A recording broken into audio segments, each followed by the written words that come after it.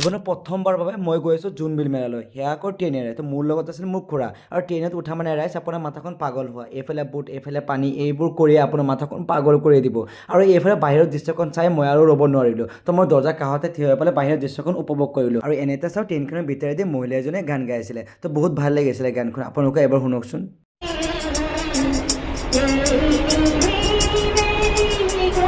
এনেকৈ গান শুনি শুনি আমি আহি পালোহি জাগিৰোড ষ্টেচন আৰু জাগিৰোডৰ পৰা 20 কিলোমিটাৰ গ'লেহে পাম জোনবিল মেলা আৰু মোৰ লগৰ এটা আহিছিলে আমাক নিবলৈ আৰু এইফালে আমি যাবলৈ ধৰিছোঁ আৰু গৈ গৈ আমি পাই গ'লোঁ জোনবিল মেলালৈ ৰাস্তা ইপাৰৰ পৰা ৰাস্তা সিপাৰলৈ মানুহ আৰু মানুহ মানে ইমান ভিৰ হৈছে আৰু ভিতৰত চাগে আমি যাবই নোৱাৰিম বহুত মানুহ হৈছে এতিয়া আমি পাই গ'লোঁ মেইন গেটত সোমাই মই ভিতৰত সোমাই গৈছোঁ আৰু ভিতৰত সোমাই গৈছে মানুহ ইমান ভিৰ আৰু মই যিটো কাৰণতে সেইটোৱে পোৱা নাই আচলতে সৰুৰ পৰা শুনি আছোঁ জোনবিল মেলাত বিনিময় প্ৰথা হয় বিনিময় প্ৰথা কেনেকৈ কৰে সেইটোৱে মই চোৱা নাই আজিলৈকে তো মই ভাবিছোঁ যে এবাৰ চাব পাৰিম এবাৰতো চাব নোৱাৰিলোঁ কাৰণ লাষ্টৰ দিন যিহেতু সিহঁতে পাহাৰৰ পৰা অহা মানুহবিলাকে গুচিয়ে যায় তো লাষ্টৰ দিনো চাব নোৱাৰিলোঁ এইটো মই আশাই ৰৈ গ'লোঁ ৰাইজ আৰু নেক্সট বাৰ মানে চাব লাগিব আৰু এনেকৈ আমি মেলা চাই ইয়াৰ পৰা ওলাই গৈছোঁ অতি সোনকালে কাৰণ আকৌ আমাৰ ট্ৰেইনত আহিব লাগিব সেইকাৰণে জাগিৰোড ষ্টেচনত আকৌ আহিলোঁ আমাৰ জাগিৰোড ষ্টেচন চাই পেলাই মানে কেনেকুৱা লাগিছে ৰাইজ কি ক'ম আপোনালোকক কেনেকৈ বুজাম একো ভাবিব পৰা নাই আৰু চাই লওক নাই এবাৰ ষ্টেচনটো